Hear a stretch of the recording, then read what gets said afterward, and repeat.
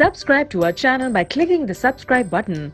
Click the bell button and enjoy the latest uploads from our channel. Welcome back again. अभी हम आपको सियालकोट लिए जा रहे हैं जहां पर मौजूद हैं वजीर आजम पाकिस्तान मियां मोहम्मद नवाज शरीफ और वो ऐवान सनत और तजारत की तकरीब से खिताब कर रहे हैं और जगहों पे भी। लेकिन आज माशाल्लाह जो गुफ्तगू थी वो मुझ पर भी बहुत असर कर रही थी। तो आज की गुफ्तगू ने मुझे भी बहुत मुतासर किया है। तो आज हम यहाँ सियालकोट आपकी खिदमत में हाजिर हुए हैं। इसके साथ साथ हमारा प्रोग्राम जो है वो लाहौर सियालकोट मोटरवे की प्रोग्रेस का भी जायज़ा लेना है।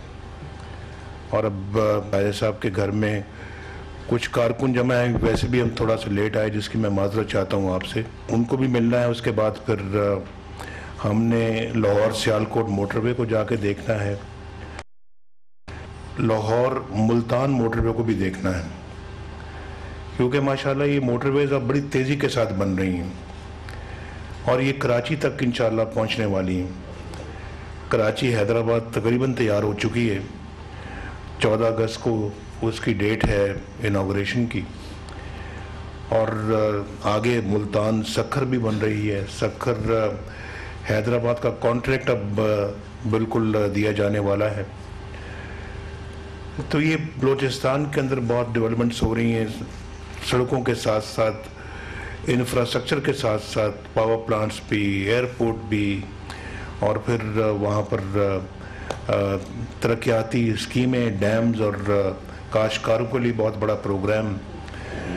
और ये सिर्फ यहाँ नहीं बल्कि जो देखें KPK जहाँ दूसरी पार्टी की हुकूमत है वहाँ पर भी हम हज़ारा मोटरवे हम बना।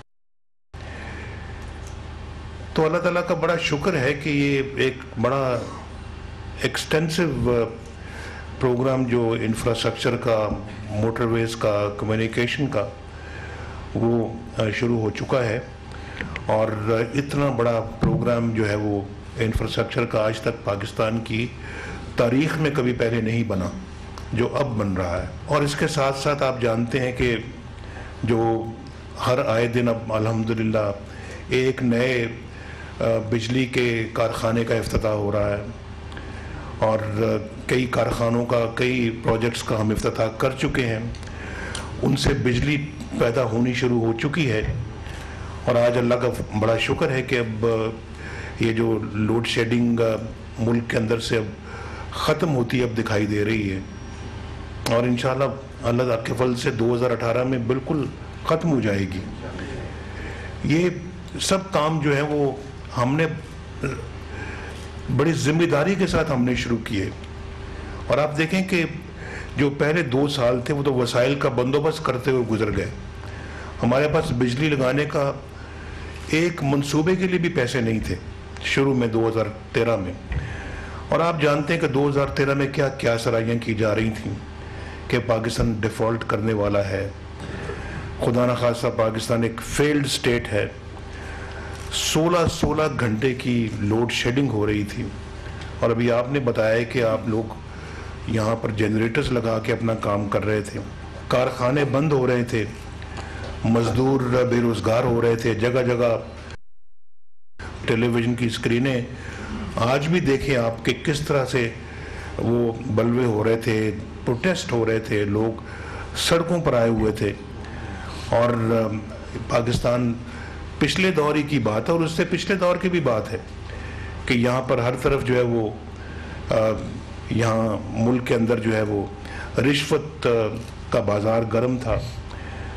और एक करप्शन की एक अजब कहानी रोज़ आती थी टेलीविज़न के ऊपर, अखबारों में। मेरा ख्याल है कि ये सब मनाज़र आपको अच्छी तरह याद होंगे। पिछले 4 साल अल्हम्दुलिल्लाह जो हमने गुजारे हैं, एक धब्बा नहीं है किसी करप्शन के दाग का, अल्लाह का शुक्र है। उससे पहले कि आप 1997 से 1999 का ले लें, 1991 से लेकर 1993 का ले लें, फिर उसके बाद उससे पहले के अदवार जब मैं चीफ मिनिस्टर था 2 दफ़ा, वो अदवार भी आप देख लें। अल्लाह का शुक्र है, अल्लाह का बहुत करम है कि एक दमड़ी और एक पाई की करप्शन का दाग नहीं है हमारे ऊपर।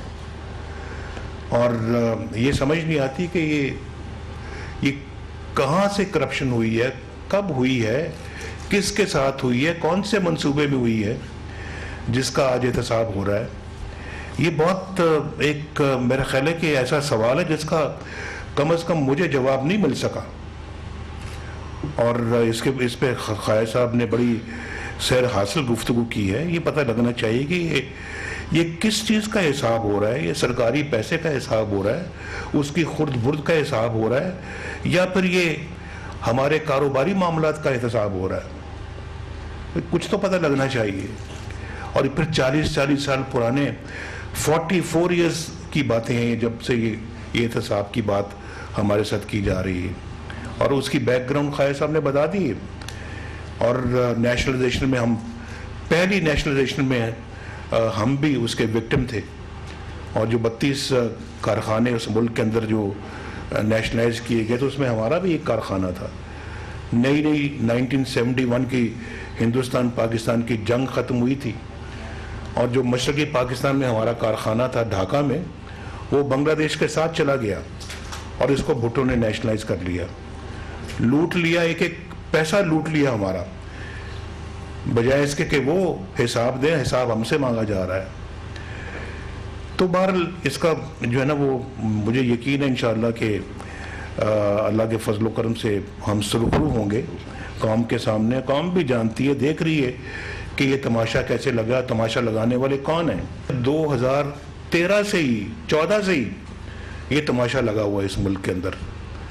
पहले कि ये इलेक्शंस जो है ना वो धांधली हुई है और धरने शुरू कर दिए, और फिर उसके बाद धरना नंबर 2 वो शुरू हो गया, अब तीसरी यलगार है। मैं समझता हूँ कि इस तमाम यलगार के बावजूद जनाब सदर और मेरे मुअज़्ज़िज़ ख़वातीनो हज़रात, अल्लाह के फजल करम से तमाम प्रेशर्स के बावजूद आज पाकिस्तान में इंफ्रास्ट्रक्चर भी ज़ोरों पे बन रहा है। आज पाकिस्तान में बिजली के कारखाने भी ज़ोरों पे लग रहे हैं, और आज पाकिस्तान से दहशतगर्दी की भी कमर तोड़ दी गई है। अंदाज़ा करें अगर ये सब कुछ ना होता और ज़्यादा आज क्या होता फिर। आज अगर ये जो नेगेटिव पॉलिटिक्स खेल रहे हैं, अगर ये 4 साल इस तरह से ना खेलते तो आज पाकिस्तान तरक्की की बुलंदियों पे होता। वैसे आज माशाल्लाह तरक्की की बुलंदियों पे है पाकिस्तान, ये मैं नहीं कह रहा, दुनिया कह रही है। हम आए तो 19,000 पे था स्टॉक एक्सचेंज, 54,000 तक गया। इन कारस्तानियों की वजह से आज पिछले चंद हफ्तों में उसमें गिरावट आ रही है, और 44 पे 10,000 पॉइंट नीचे गिरा है। क्या इनका कोई गिरेबान पकड़ने वाला है इस मुल्क के अंदर कि इनको पूछे कि आप ये सब कुछ मुल्क को बदहाल करने के लिए कर रहे हैं। CPEC के अंदर ताखीर के जिम्मेदार भी यही लोग हैं। आपको पता है कि चाइनीज प्रेसिडेंट जो है उसकी विजिट जो है वो तकरीबन 6 महीने ताखीर का शिकार हुई, और हमने फिर जब वो आए यहाँ पर, अगर वो 6 महीने पहले आते तो ये तरक्की और ज़्यादा तेज़ हो जाती, और ये जो 56 बिलियन डॉलर के जो हमारे यहाँ पे पाकिस्तान के अंदर सरमायाकारी हो रही है, उसका आगाज़ बहुत पहले हो जाता।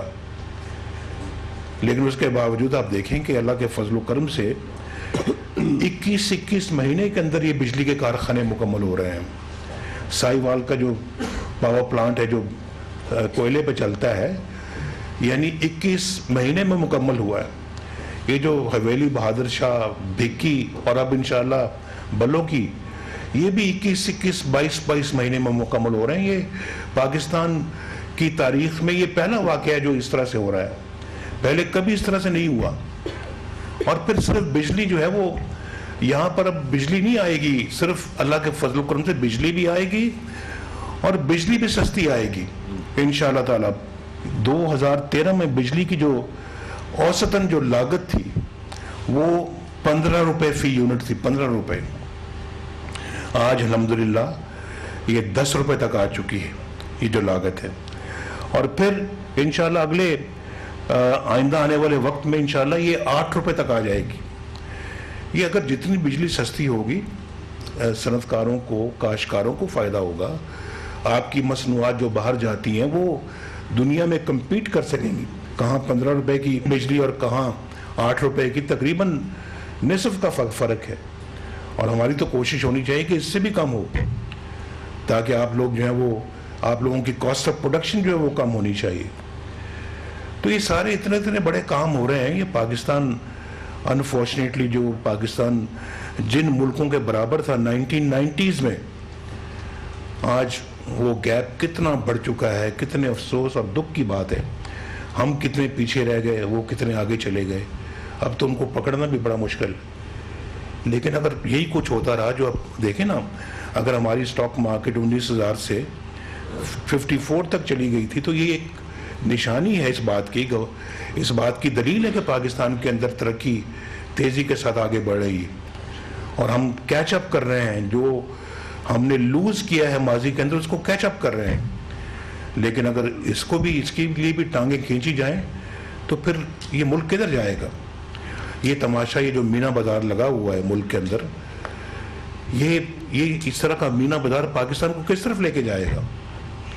मेरा ख्याल है कि पाकिस्तानी कौम को इसका हिसाब मांगना चाहिए। और जैसे मैंने अभी आपके सामने कहा कि मुझसे इस्तीफा मांगने वाले कौन हैं, वही हैं जिनको एक बार नहीं बार बार कौम ने ठुकराया है। वो मुझसे इस्तीफा मांग रहे हैं और पाकिस्तान को स्टेबिलिटी की तरफ जाने ही नहीं देना चाहते। आज देखें बलूचिस्तान में 2013 में बलूचिस्तान के क्या हालात थे। लग रहा था कि वहाँ अल्लाह रहम करे एक आग लगी हुई है।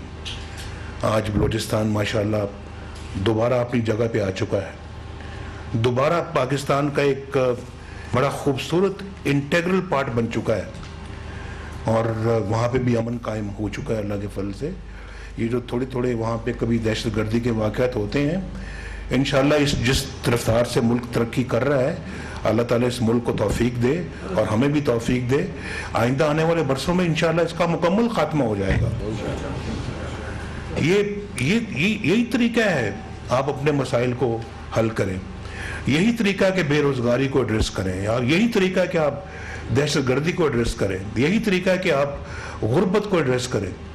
और आपकी जगह जगह अगर सड़कें बनती है, मैं अभी देखे ना, ये वहाँ पे खुंजराब से लेके गवादर तक हमारी माशाल्लाह अब सड़कें तकरीबन तैयार हैं।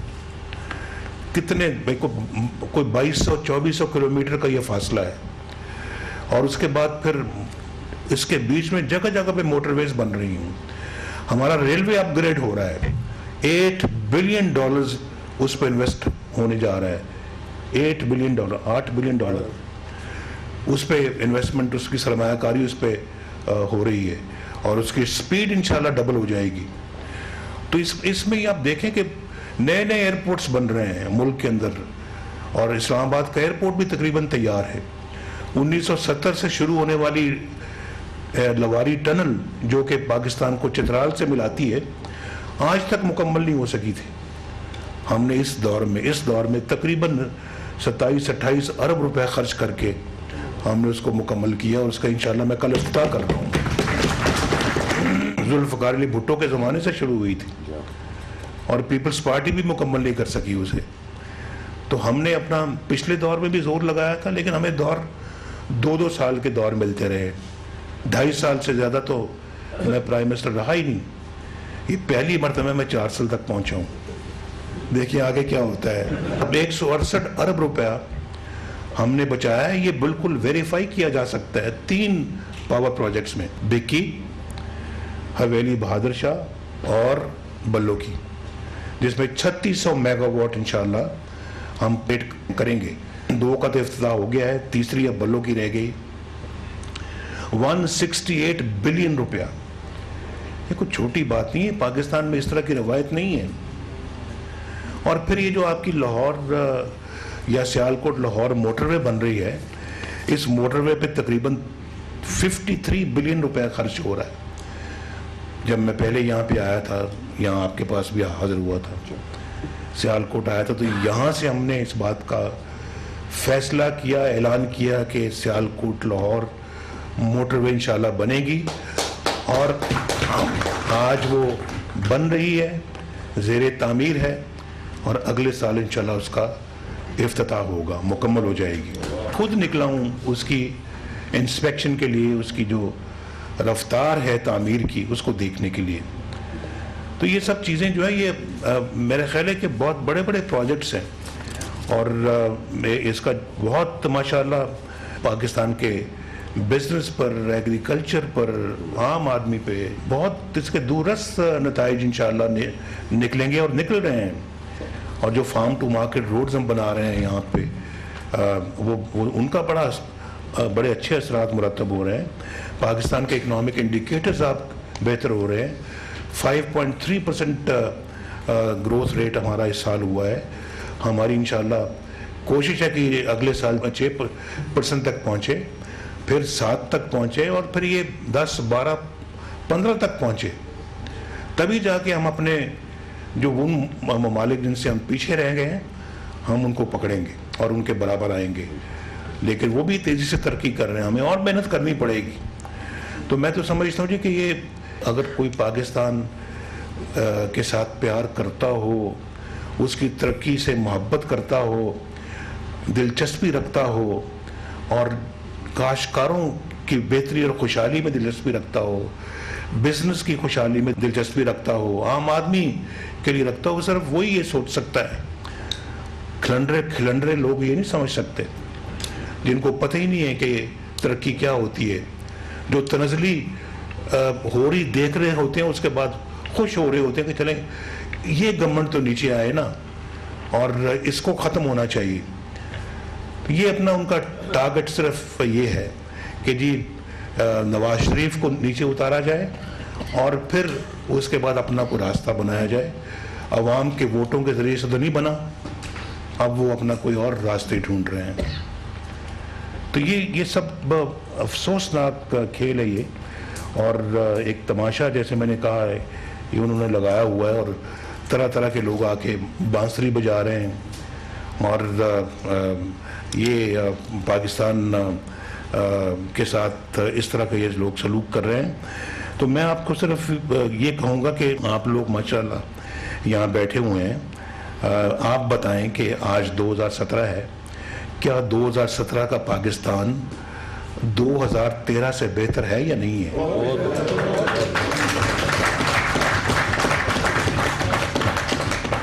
क्या फिर इस पे हमें शाबाश मिलनी चाहिए या फिर जो कुछ हो रहा है वो होते रहना चाहिए? तो ये मैं इंशाल्लाह मेरा ख्याल है कि देखें ना, आप यहाँ पे बैठे हुए हैं, आप मुल्क की खिदमत कर रहे हैं, पाकिस्तान के मुखलिस हैं, मोहब्बत करने वाले हैं और आपकी तरफ से जो मेरी सवालों का जो जवाब मिला है, यकीन करें आज मैं ख्याल पाकिस्तान के अंदर इसी तरह की फीलिंग है हर जगह के ऊपर और हम मेहनत करते चले जाएंगे, अपना फ़र्ज़ निभाते चले जाएंगे। ये डुगडुगी बजाने वाले डुगडुगी बजाते चले जाएंगे और इनके पल्ले और कुछ है नहीं है।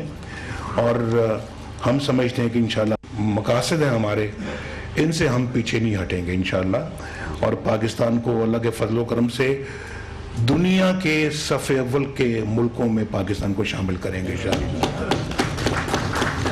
एयरपोर्ट बनाने वालों का बहुत बहुत शुक्रिया। मेरी तरफ से पहले भी शाबाश थी, आज भी शाबाश है। आपने वो काम किया है जो हुकूमत पाकिस्तान को खुद करना था। अवाम का जो खून पसीने की जो कमाई है वो हुकूमत इन मंसूबों पे लगाती है, लेकिन आपने आज खुद लगा के मेरा भी सर फ़ख्र से बुलंद किया आपने। मेरा ख्याल है कि इस इक़दाम की इतनी हौसला अफजाई करनी चाहिए कि जितनी हो सकती है, जितनी की जानी चाहिए। और मैं आपको शाबाश देता हूँ कि आपने माशाल्लाह ये बहुत अच्छा फ़ैसला करके इसको इम्प्लीमेंट किया है। बताएं इस सिलसिले में मैं आपकी क्या मदद कर सकता हूँ, मज़ीद क्या मदद कर सकता हूँ, मैं करूँगा इंशाल्लाह। इस एयरपोर्ट को आप पाकिस्तान का खूबसूरत तरीन एयरपोर्ट बना दें। ख्वाजा साहब बैठे हुए थे जहाज़ में, भी जब हम लैंड किए मैंने कहा कि देखो ये रनवे इतनी अच्छी और ख़ूबसूरत और अच्छी रनवे जो है उम्दा क्वालिटी की, ये पाकिस्तान के अंदर भी ऐसी कोई रनवे नहीं है। आप सबका बहुत बहुत शुक्रिया जी, बहुत नवाजिश आपकी।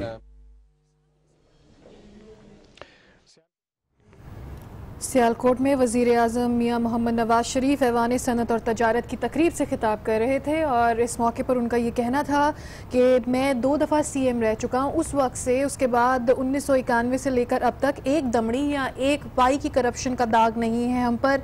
मुझे नहीं पता किस किया जा रहा है। उन्होंने कहा कि 2013 से तमाशा लगा हुआ है, पहले धरना हुआ, फिर धरना नंबर 2 हुआ और अब ये केस चल पड़ा है। उनका कहना था कि पैनामा के मामले में सुरखरू होंगे, सरकारी पैसे का हिसाब हो रहा है या फिर खुर्द बुर्द का हिसाब हो रहा है। उनका कहना था कि पिछले 40 साल से हम देख रहे हैं कि हमारे खानदान हो रहा है। हमारे 3 बजे के बुलेटिन से अहम खबरें आप जान चुके हैं।